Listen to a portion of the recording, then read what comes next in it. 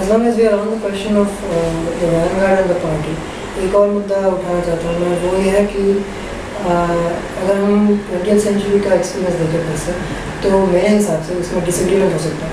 मेरे हिसाब से ऐसा नज़र आता है कि काफ़ी कम्युनिस्ट पार्टीज डॉगमेटिज्म का शिकार हो गई और एक प्रकार का इंटॉलरेंस उनमें बन गया, जो अपने लाइन के जरा भी हट के स्प्लिट हो गई है। सब काफ़ी लेजेंडरी है, उस पर लोग मजाक भी उड़ाते हैं।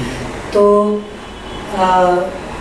बुर्जुआ डेमोक्रेसी की तरफ न जाते हुए ये डॉगमेटिज्म को कैसे अवॉइड किया जाए, और इसका कारण क्या है कि इतना डॉगमेटिज्म बार बार आता है इस टाइप के पॉलिटिक्स में। जैसे इसको मैं मेटाफर से, मतलब जैसे मैंने समझा इसको, कि साइंस के एरिना में भी हमेशा दो स्कूल्स के बीच में टकराहट रही है। नेचुरल साइंस के एरिना में एक एग्नोस्टिक्स का स्कूल है और एक डिटरमिनिस्ट का स्कूल है।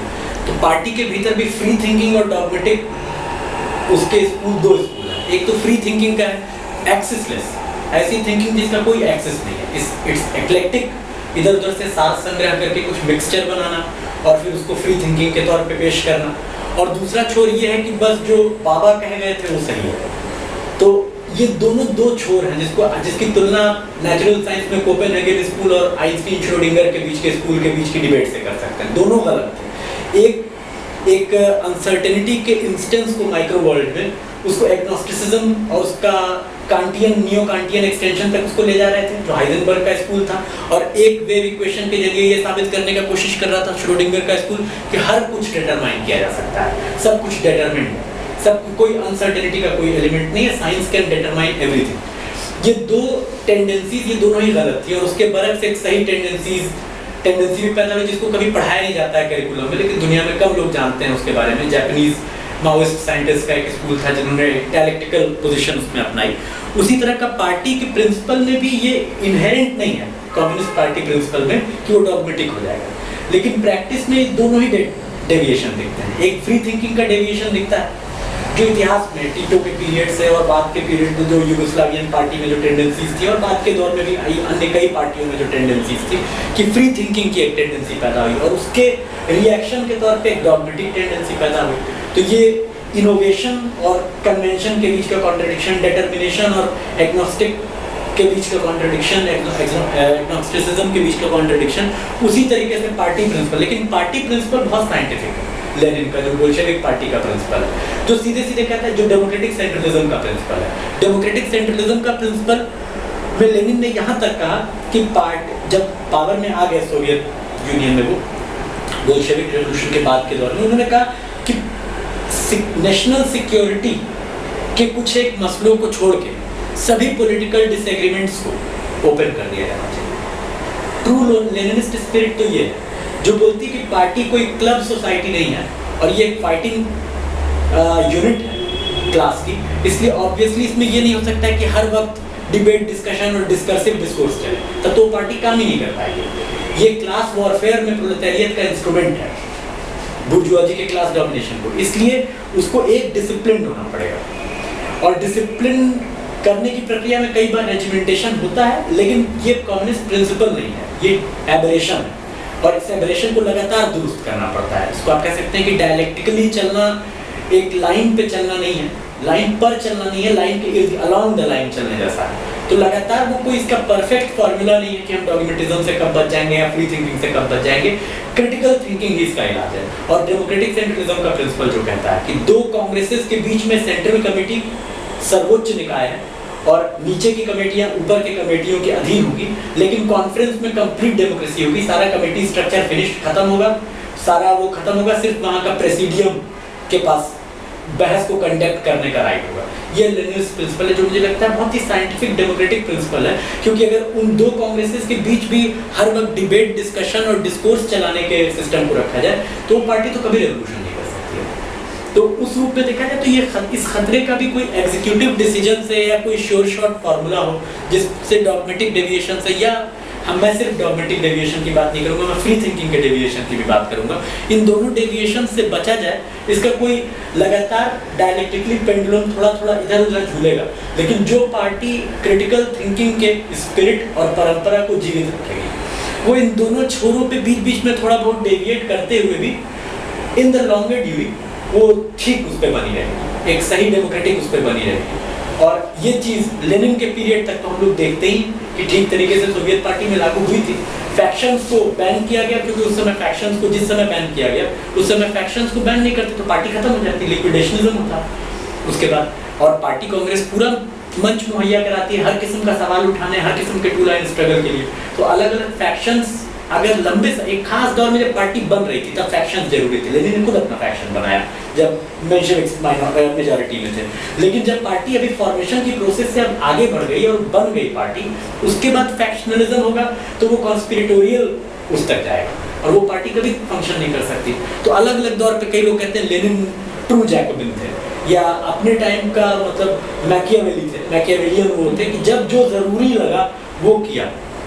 तो इस रूप में हम समझते कि ये अब हमेशा लेनिन एक ही चीज करते तब भी उन पे यही आरोप लगता, और लेनिन ने अलग अलग समय पे अलग अलग कंडीशंस में अलग तरीके से किया तो भी यही आरोप लगता है। मुख्य चीज यहाँ पे ये है कि आउटसाइडर के तौर पे जब देखेंगे हम तो हमको सब कुछ गड़बड़ नजर आएगा, लेकिन अगर एक इनसाइडर के तौर पे पूरे पार्टी हिस्ट्री को सोवियत यूनियन के देखा जाए या चाइनीज पार्टी के हिस्ट्री को देखा जाए तो हमें लगता है कि ये दोनों डेविएशन बीच बीच में आते हैं, फ्री थिंकिंग के और डॉगमेटिज्म के।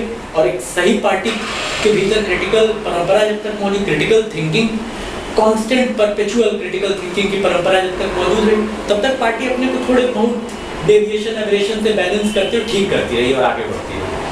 तो क्या आपको लगता है कि इंडियन स्पेशली जो इंडियन कम्युनिस्ट पार्टीज रही हैं जो नॉन पार्लियामेंट्री पार्टी जी उनमें एक्सेसिव रहा है डॉगमेटिज्म का प्रॉब्लम, या आपको ऐसा नहीं लगता है?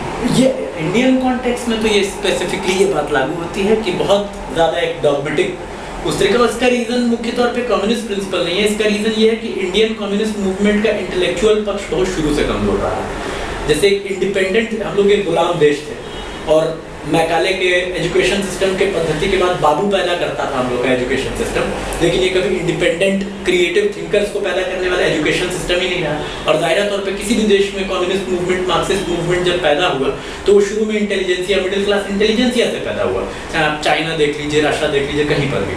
अब जिस देश में इंडिपेंडेंट थिंकिंग की परंपरा को खत्म कर दिया गया हो, ऐसा नहीं हिंदुस्तान में थी नहीं, कपिल कणाद, अजात शत्रु, प्राचीन भारत में मटीरियलिज्म और इंडिपेंडेंट थिंकिंग की पूरी परंपरा थी, लेकिन कोलोनाइजेशन ने उस पूरे प्रोसेस को एकदम डिस्टॉर्ट कर दिया। और जो एजुकेशन सिस्टम जिस किस्म का कल्चरल एपरेटस अस्तित्व में आया वो स्वतंत्र तौर पे सोचने वाले लोगों को नहीं पैदा करता। और कम्युनिस्ट मूवमेंट उसी सोशल फॉर्मेशन में पैदा हुआ भारत का, और उस कमी का वो भी शिकार था। इसलिए 25 में कम्युनिस्ट पार्टी बनी तो 8 साल 9 साल तक उसके पास कोई प्रोग्राम नहीं था रेवोल्यूशन का। उसके बाद जब रेवोल्यूशन का प्रोग्राम भी बना तो कोमिंटर्न की गाइडेंस में सोवियत पार्टी के सजेशंस को लेके आधार पे बनाया गया। उस वक्त भी इंडियन प्रोडक्शन रिलेशंस की, इंडियन रूलिंग क्लासेस की, इंडिया में किस किस्म का क्लास अलायंस बनेगा, किस किस्म का सोशल फॉर्मेशन है, किस किस्म का articulation of modes of production है, इसका कोई इंडिपेंडेंट स्टडी नहीं किया। और नक्सल मूवमेंट में भी नहीं हुआ, बहुत बात करें। बाद में जब कुछ ट्रेंड्स निकलने लगे जो सेमी फ्यूडल सेमी कॉलोनियल की थीसिस पे सवाल उठाने लगे एम्पिरिकल स्टैटिस्टिकल डेटा के आधार पर, तब कुछ पार्टीज ने कुछ अपना उसके जवाब में स्टडी जैसे किया, ये साबित करने के लिए कि सेमी फ्यूडल सेमी कॉलोनियल है। लेकिन जिन जिन यार्डस्टिक्स पे वो सेमी फ्यूडल सेमी कॉलोनियल और कॉम्प्राडोर बूर्जुआजी बोलते हैं, उन यार्डस्टिक्स पे आप टोनी ब्लेयर को भी कॉम्प्राडोर बूर्जुआजी बोल सकते हैं। तो बहुत ही मैकेनिकली ड्रॉ करते हैं, कंक्लूजन्स डिड्यूस करते हैं। और हम लोग को लगता है कि उस पूरे इंडिपेंडेंट थिंकिंग की परंपरा की कमी की वजह से अक्सर इंटरनेशनल कम्युनिस्ट मूवमेंट के गाइडेंस को बहुत डॉगमेटिकली लागू करने का, जैसे 63 की जो जनरल लाइन थी चाइनीज कम्युनिस्ट पार्टी के दौर में जो दी गई पूरी, उसको आज जैसे आइडियोलॉजी का क्वेश्चन बना दिया गया है। आप अगर एनडीआर के प्रोग्राम, स्ट्रेटजी और जनरल टैक्टिक्स को क्वेश्चन करते हैं तो इसका मतलब न्यू डेमोक्रेटिक रेवोल्यूशन के प्रोग्राम, स्ट्रेटजी और जनरल टैक्टिक्स को क्वेश्चन करते हैं तो मतलब आप ट्रॉट्स्की आइड लगाते हैं, क्योंकि ट्रॉट्स्की ने 2 स्टेज रेवोल्यूशन की थ्योरी बात की थी। कोई ये एक बार को नहीं सोचता है कि ऐसा भी हो सकता है कि सामने वाला व्यक्ति शायद 2 स्टेज रेवोल्यूशन को एक हिस्टोरिकल दौर में मानता हो, उस थ्योरी को सही मानता हो, लेकिन हो सकता है ये मानता हो कि national question, colonial question resolve हो चुका है, नए दौर में नियो कॉलोनियल, नियो कॉलोनी की थीसिस लागू नहीं होती, कॉम्प्राडोर बूर्जुआजी की थीसिस लागू नहीं हो सकती। और दुनिया की किसी भी मार्क्सिस्ट पॉलिटिकल इकोनॉमी की किताब में ये नहीं लिखा है कि बूर्जुआजी का मोडस विवेंडी 3 ही होगा, इंपीरियलिस्ट, नेशनल या कॉम्प्राडोर। किसी चौथे किस्म की भी बूर्जुआजी हो सकती है। आज के ग्लोबलाइजेशन के दौर में इस पॉसिबिलिटी को आउटराइट रिजेक्ट किया जाता है। तो हम लोग को लगता है इन सब सवालों पे सोचने की जरूरत है। और हम लोग को जो लगता है कि इंडियन बूर्जुआजी एक politically independent, economically obviously dependent bourgeoisie है, क्योंकि post colonial peculiar kind of backward capitalism यहाँ डेवलप हुआ है, लेकिन ये अपने पॉलिटिकल इंडिपेंडेंस को कायम रखने के लिए काफ़ी असर्टिव है और असर्ट करती है वक्त वक्त पे, और कई बार आर्म ट्विस्टिंग करता है बिग इंपीरियलिस्ट कैपिटलिस्ट का, तो घुटने भी टेकती है।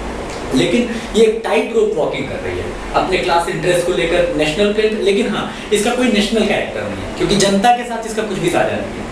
इसका कॉम्प्रेडोर कैरेक्टर नहीं है, क्योंकि इंपीरियलिज्म की पपेट या एजेंट या कॉम्प्रेडोर नहीं है, लेकिन इसका मुख्य कॉन्ट्रडिक्शन जनता के खिलाफ है। इसलिए इंपीरियलिज्म के जूनियर पार्टनर के तौर पे ये इंडियन जनता, भारतीय जनता को लूटने का काम कर रही है। तो अब इस सवाल पे अगर कहीं भी बात की जाए तो एकदम जैसे प्रोग्राम के सवाल को आइडियोलॉजी का क्वेश्चन बना है, कि जैसे कि अगर मान लीजिए हम सोशलिस्ट रेवोल्यूशन की बात करते हैं तो एज इफ कि ये मार्क्सिज्म लेनिनिज्म माओइज्म से डिपार्चर है, तो प्रोग्राम के सवाल को आइडियोलॉजी के क्वेश्चन नहीं बनाया जाना चाहिए।